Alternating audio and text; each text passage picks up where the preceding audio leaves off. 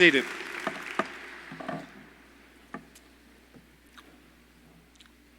It is now my distinct pleasure to introduce my esteemed counterpart, the National President of the Veterans of Foreign Wars Auxiliary.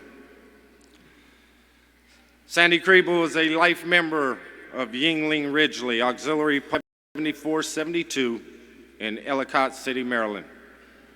She began her journey in the organization when she joined on the eligibility of her father, who served in the U.S. Army during World War II and the Korean War.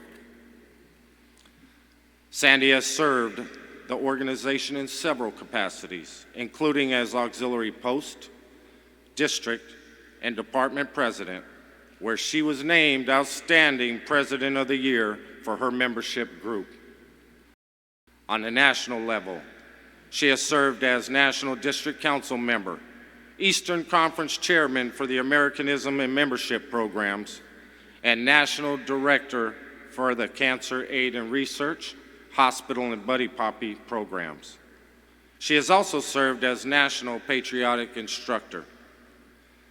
There's no doubt her leadership, especially over the last year, has led to another incredible year for the auxiliary. I'd truly like to congratulate Sandy and every member of the auxiliary for all of your accomplishments this year and for working together with us as one VFW family. Yes, this year we all learned how to believe. I am pleased to now present the VFW Commander-in-Chief Gold Medal of Merit to a person of great devotion to those we serve. VFW Auxiliary National President, my counterpart, Sandy Kriebel. Sandy?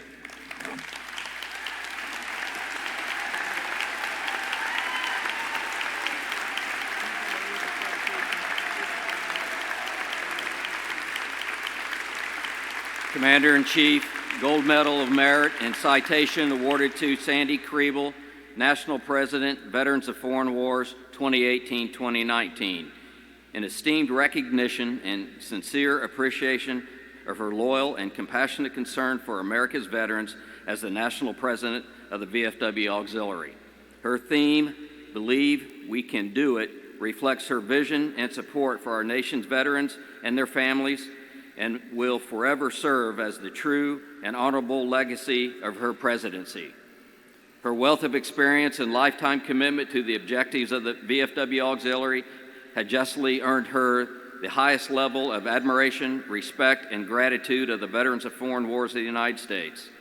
In witness whereof, we have hereunto set our hands and the seal of the veterans of foreign wars of the United States this 22nd day of July, signed by B.J. Lawrence, Commander-in-Chief, and Kevin Jones, Adjutant General.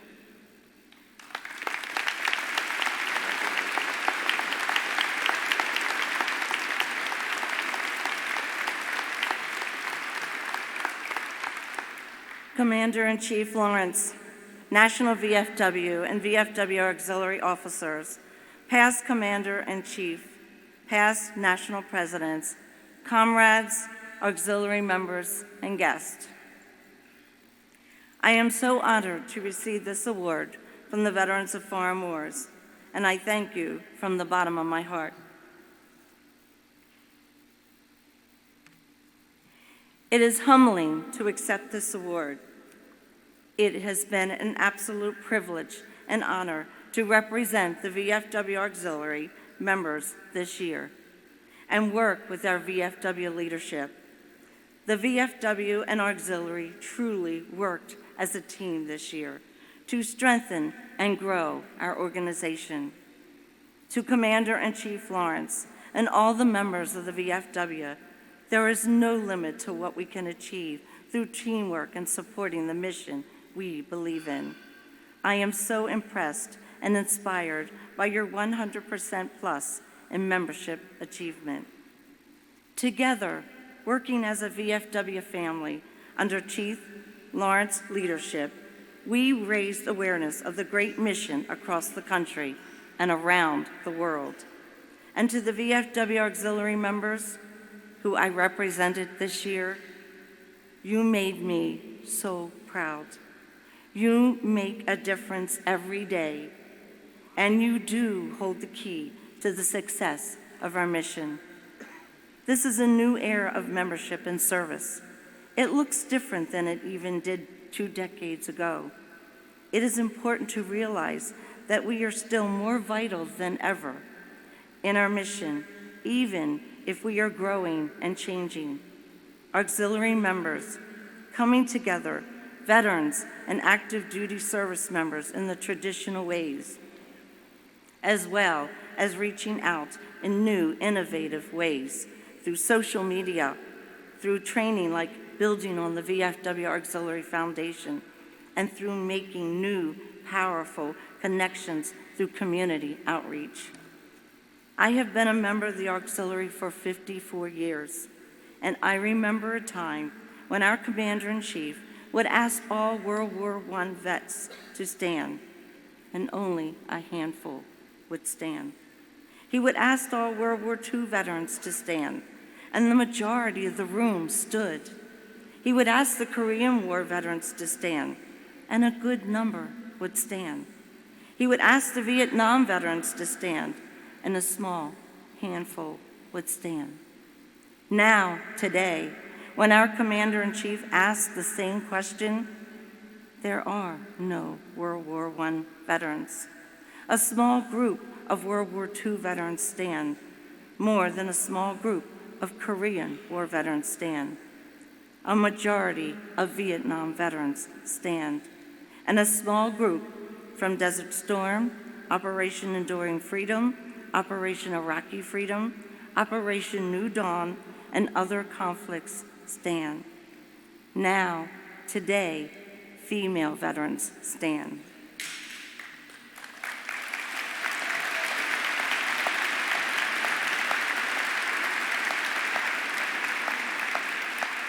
It's a sign of the times. It is our legacy of our organization, the heritage that is handed down to one generation of veterans to another, ready to carry on the torch that will keep our great organization strong, alive, and effective. I know that this generation of veterans will be ready to mentor and hand over the torch of service to the next generation. I know that because I know that you love this organization and you truly believe in its purpose. I know this because you, above all, understand the true meaning of sacrifices and the needs of our veterans. Something we members can count on. There will always be veterans and their families that we must serve through our support and passion. This reason alone will propel us into the decades ahead and with purpose and passion. Our mission is ongoing. Let us continue our great work as one VFW family. I wear this medal proudly for all the members of the Veterans of Foreign Wars Auxiliary, their incredible dedication and their hard work. Thank you. To every veteran here today, thank you. Thank you for answering the call. Thank you for your sacrifices. Thank you for serving our country. Each of you has given a powerful legacy of hope, hope for the future, hope for the heritage of freedom and democracy. And no words can ever express how much you are appreciated, not only for my freedom, but to have the privilege to belong to this great organization of which I am so proud to be a member of. It is the greatness of our country, the sacrifices that you and others are not afraid to make, that unites us together to continue that greatness. Thank you for all that you have done, for all that you do, and all that you will continue to do. God bless our service members, and God bless the great United States of America.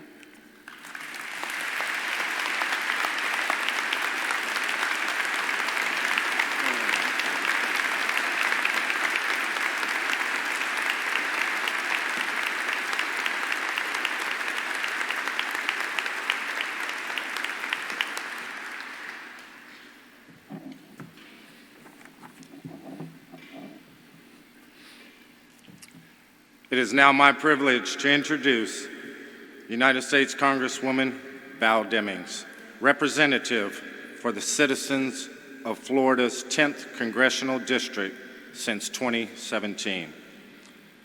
Representative Demings sits on the House Permanent Select Committee on Intelligence, the House Judiciary Committee, and the House Committee on Homeland Security. Prior to being elected to Congress, Representative Demings served honorably with the Orlando Police Department for 27 years, working in virtually every department until making history in 2007 when she was appointed to serve as Orlando's first female chief of police.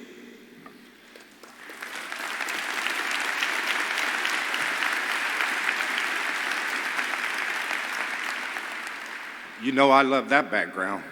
It was through her hard work and leadership and the dedication of her officers that the Orlando Police Department was able to reduce violent crime by more than 40%. She worked tirelessly to make the Orlando community a partner of the department, all while improving the quality of life in Orlando's most distressed community. Besides serving as a subcommittee vice chair, Congresswoman Demings' leadership positions include serving as Assistant and Regional Whip for the House Democratic Caucus, co-chair of candidate recruitment for the Democratic Congressional Campaign Committee, and vice chair of the Gun Violence Prevention Task Force. Let's give a warm VFW and auxiliary welcome to Florida's 10th Congressional District, Congresswoman Val Demings.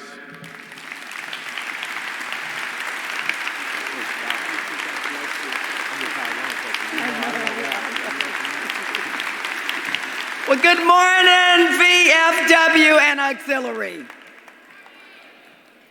It is my honor, it's a joy for me to be with you this morning. To your Commander-in-Chief, B.J. Lawrence, to your Executive Director, Bob Wallace, and to your National President, it was so nice to sit there and see her be honored this morning, Sandy Cribble. All right. I'd also like to take just a moment. I do have the microphone. You all invited me. I want to acknowledge the Orange County Mayor who was gracious enough to accompany me here this morning. We are in the convention center that is in his jurisdiction. Please join me in recognizing Orange County Mayor, who just happens to be my husband, Jerry Demings.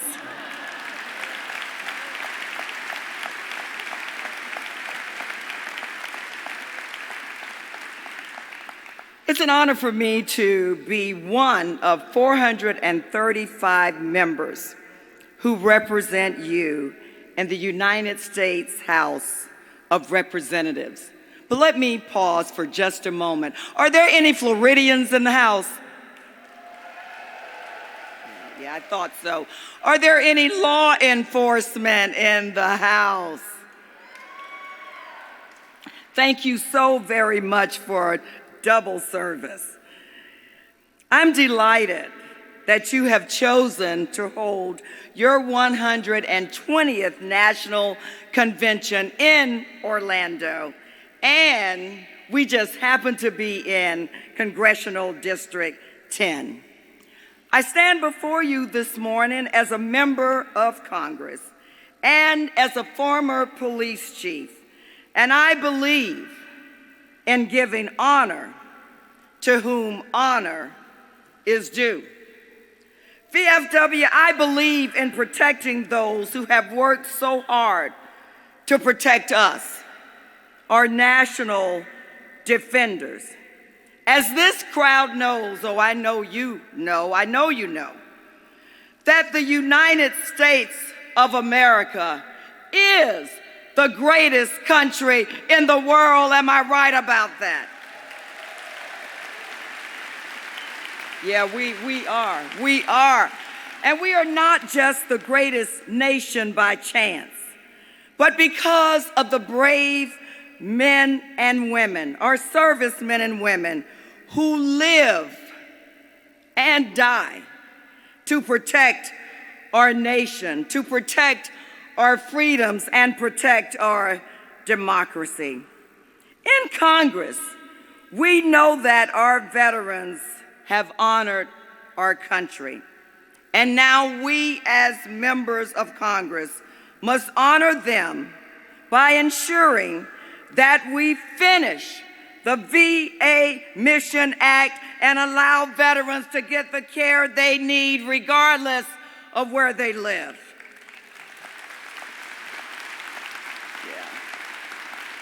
What else can we do to do our part?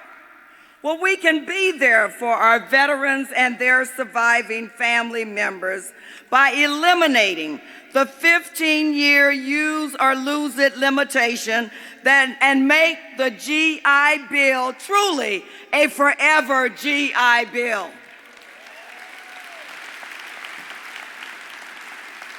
And we do acknowledge the 12-month delay, but we must continue to work so that you will understand that blessings delayed are not blessings denied. We're going to get it done.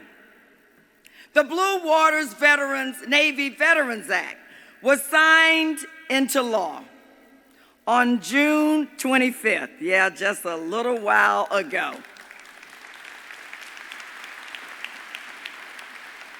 Bringing the decades-long fight for disability benefits linked to exposure to Agent Orange during the Vietnam War to victory. But we also realize there are many other locations where we believe our servicemen and women were exposed to Agent Orange, and we are working to extend this act to cover those service locations as well.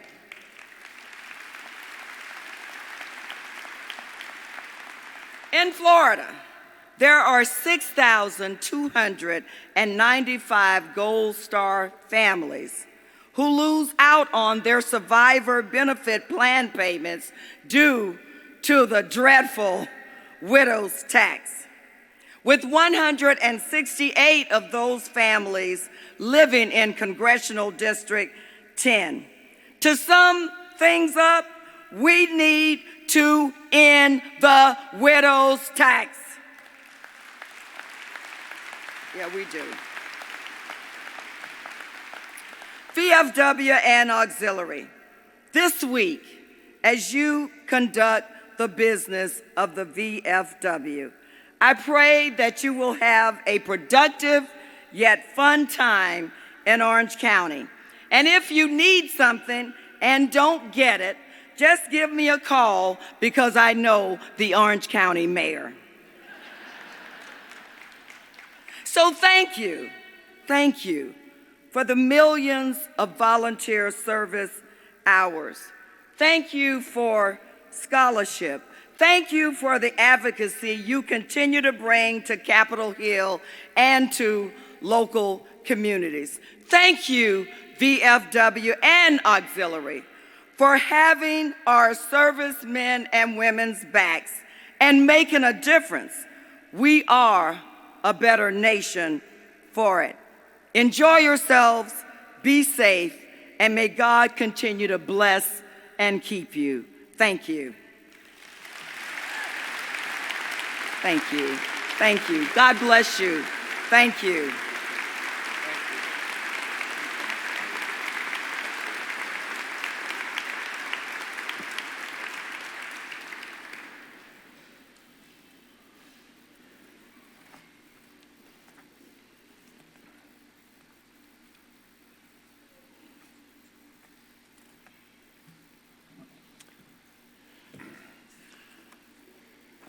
This year, we're celebrating an incredible milestone.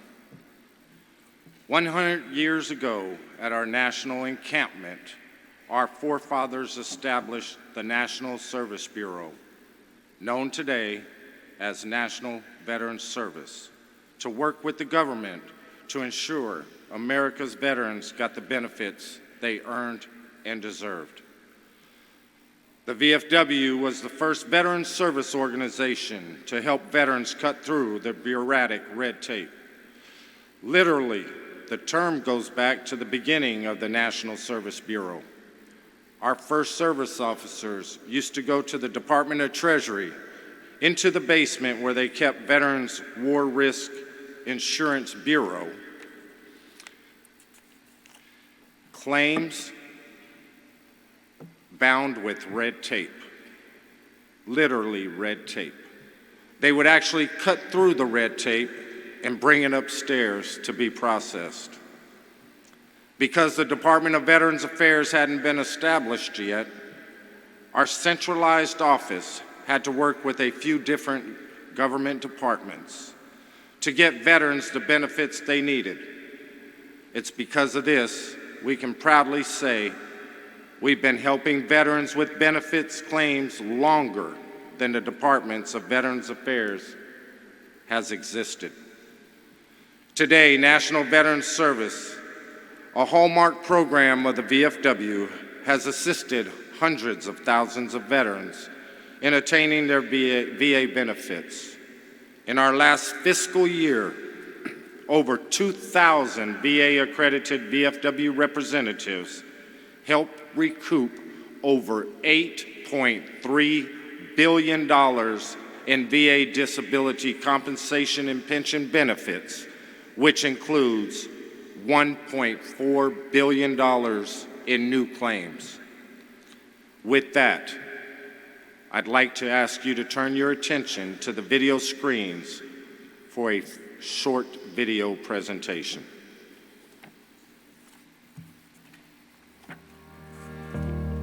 Whenever someone decides to join the military, they're entitled to an entire suite of benefits, especially if they become ill, injured, or wounded in the line of duty. The benefits can often be complex. They're based on your individual service, what happened to you while you were in uniform. Many times it requires cumbersome government paperwork to be able to claim these benefits. A lot of veterans are misinformed about the claims process. They're not properly guided as far as what it takes to get a claim through the system. Really, the system is not that easy to navigate. The language is difficult to understand, so it's up to us to help them overcome those odds. We're celebrating 100 years of the National Veterans Service and the VFW's commitment to helping veterans navigate a complex federal benefits landscape. This is a tremendous milestone that every VFW member and every VFW accredited representative should be incredibly proud of. Union service officers help to navigate the benefit system, period. It's a very difficult process, and the average person that files for a benefit isn't trained to know what to look for, what documentation to provide, what medical evidence to provide. All of our staff is trained in that. We train them 80 hours a year in providing benefits. It's free. No membership is required. We're highly trained. We're passionate. And we're going to get you the benefit that you deserve, you and your family. Everybody on our floor is very passionate about what they do. It can be really hard work. It's great when you make a difference. National Veterans Service makes a difference in someone's life every day.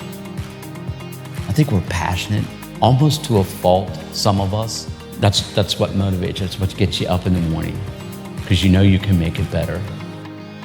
Taking care of veterans is what we do, and that's what I'm all about. So it's easy for me to get out of bed and come and do this because it's not a job. And so rolling out of bed is easy. This job humbles me every day.